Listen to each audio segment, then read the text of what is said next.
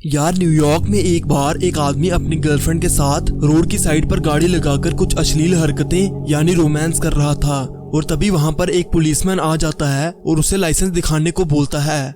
तब वो इंसान लाइसेंस दिखाने के बजाय अपनी जेब से गन निकालता है और गोली चला देता है। और वो यही नहीं रुकता, वो गाड़ी से उतरता है और उस पुलिसमैन की गन लेकर उसकी ही बेरहमी से हत्या कर देता है।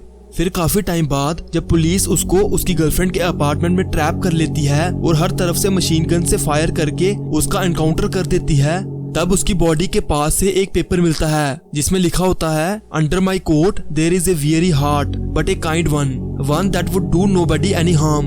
वो कहता है कि मैंने जो भी किया अपने आप को बचाने के लिए किया और मैं किसी को भी नुकसान नहीं पहुंचाना चाहता था। क्या आपको लग रहा है कि ये वही इंसान है जिसने एक पुलिस ऑफिसर की बेरहमी से हत्या कर दी थी?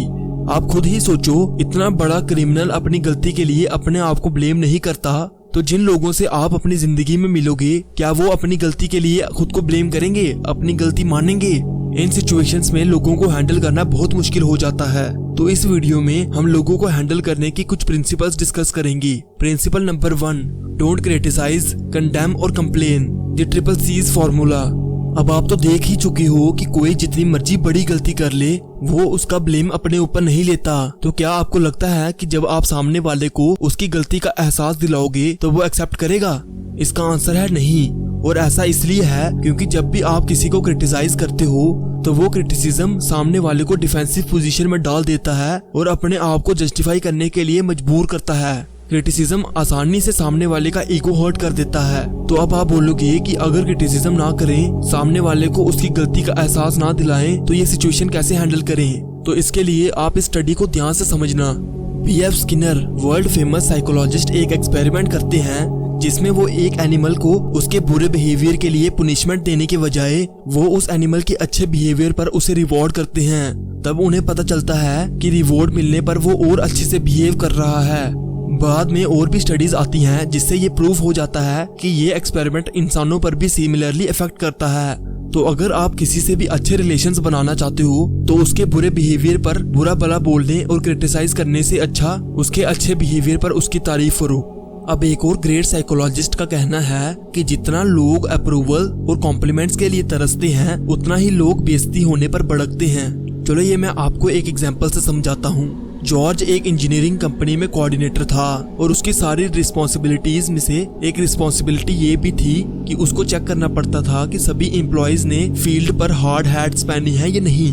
तो जब भी वो किसी एम्प्लॉयज को बिना हार्ड हैट के देखता था तो उन पर चिल्लाने लगता था और रूल्स एंड रेगुलेशंस का ज्ञान देने लगता था, जिसकी वजह से सब एम्प्लॉयज उस पर भड़क जाते थे और जैसे ही वो वापस जाता फिर से जानबूझकर वो हैट उतार दिया करते थे।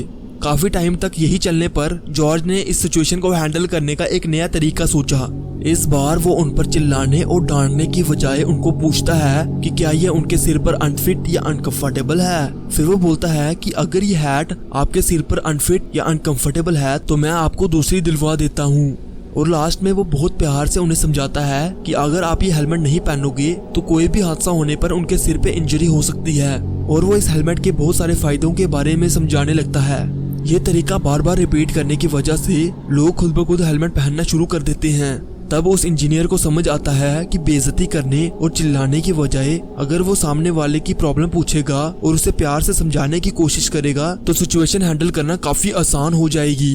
तो अब बात आती है कंप्लेन की। तो देखो यार, मैं एक बार एक कैफे में बैठा था और वहाँ पर एक और ग्रुप था जहाँ सारे किसी एक इंसान के पीठ पीछे उसकी बुराई कर रहे थे और एक दूसरे के साथ उसकी कंप्लेन्स कर रहे थे।